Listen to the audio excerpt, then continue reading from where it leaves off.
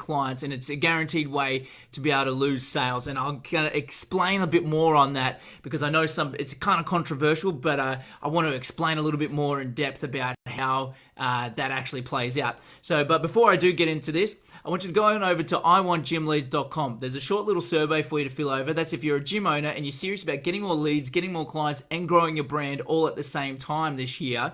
Then we'll go over there, fill in the form, and then we'll arrange a time to have a chat so we can do exactly that for you. Right, so let's get into this. I want to tell you a brief little story about this.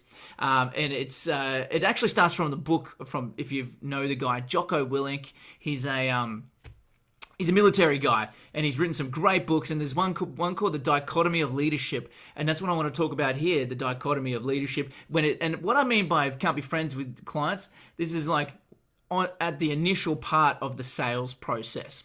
So when I say it's guaranteed to lose sales, because if you try and be too much of their friend, so you can see on the whiteboard here, and if you're on the podcast, you just have to bear with me. You've got, on the left-hand side, you've got the scale from left to right is the love heart, and on the right-hand side is the real angry face.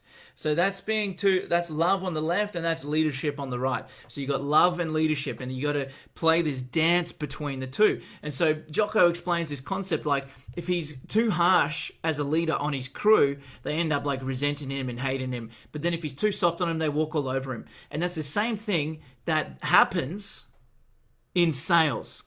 If you are too much of their friend, like this is I know when I've explained this to, say, for example, Justin, client of mine over in Canada. I used him as an example just yesterday as well. But one of his trainers was like, oh, look, I'm having all these calls with him. And I was like, tell me how it goes. And he was trying to be too buddy. He's trying to be too much of their mate, trying to be too much of their friend. And then when it got to the point where stuff got serious, he'd be like, yeah, no worries. And because they connected too much, and it was like, yeah, see you later. But friends are different to coaches.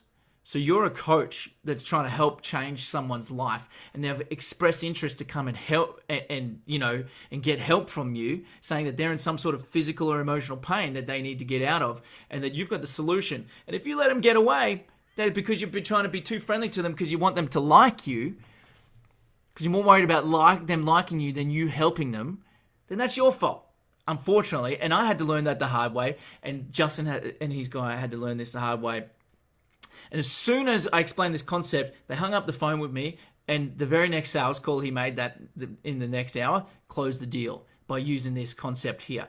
And so you want to be able to drift during the phone call between being mates with them. So you want to, first of all, you want to have humor, you want to have fun, and you want to be able to connect at the start. And then you want to be able to then shift between like, hey, look, I'm your coach. I'm not going to be your friend. Friends tell you, oh no, you look fine, you look great, when they're really just lying to you because they think that's what you want to hear. I'm going to tell you what you need to hear because I'm your coach and I'm doing this for your best interest. And sometimes it might come across a little harsh and a little brash, but I'm doing it out of the absolute love from the bottom of my heart because I want the best for you. And can you understand that that's the relationship that we're going to have? And then they will agree to that because people want to be led.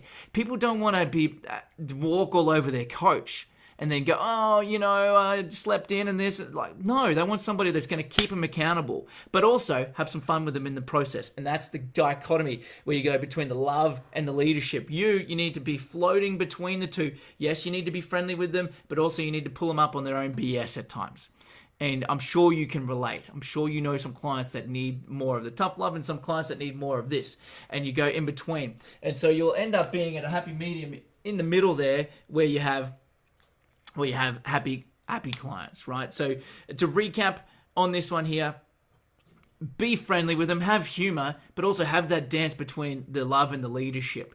And if you want to go more in depth on this about how to do this with sales and also how to get more leads, get more clients and grow your brand at the same time, go on over to iwantgymleads.com. Short little questionnaire to fill out, and then we can arrange a time to have a chat so we can talk about doing exactly that for you so then you can get back into the gym doing what you do best, which is creating the culture and the community with your gym. Anyways, this is Jimmy. Peace. Love you all. See you on the next one.